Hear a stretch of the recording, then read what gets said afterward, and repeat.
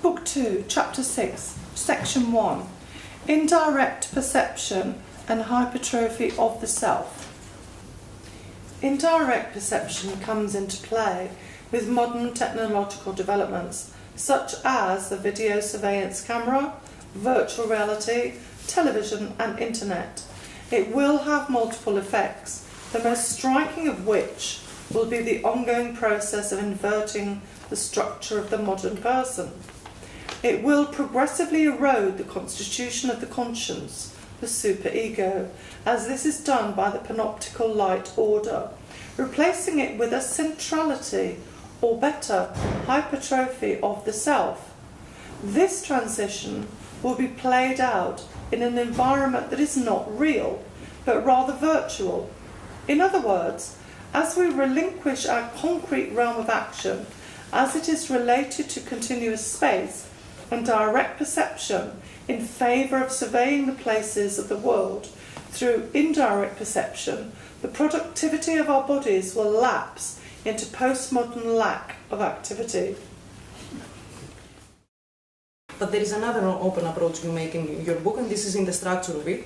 It has to do with what you describe as a cloud essay. Yeah. And could you tell us more about this cloud essay and the relationship it creates with the user? Is it conventional? Yeah. Well, we can say that a cloud essay is invented to promote what I would like to call democratic reading.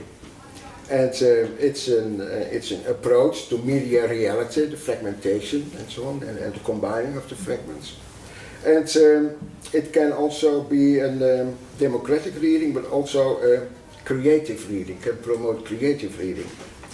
Well, a cloud essay is never about one argument or one statement. There can be more, and they can be lightly conflicting in the content of one book. The book is more thought of as an intervention into the flow of discourse than it is concerning problems like method or systematics of writing.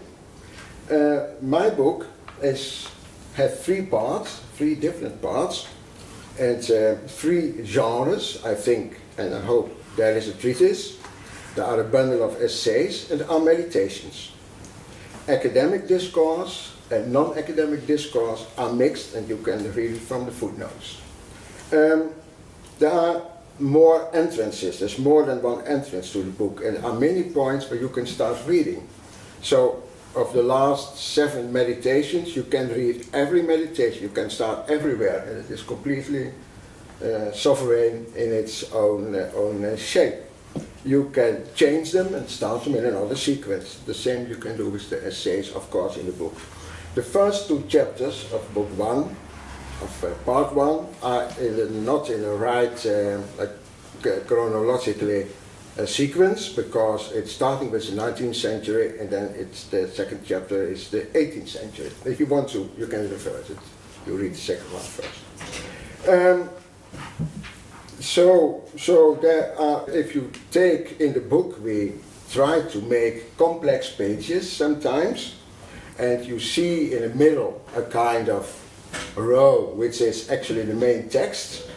This main text is sometimes starting an excursion on the left side in another color. On the right side, another color again. You can get a row of footnotes, and sometimes the whole thing is broken up or interrupted by images with captions.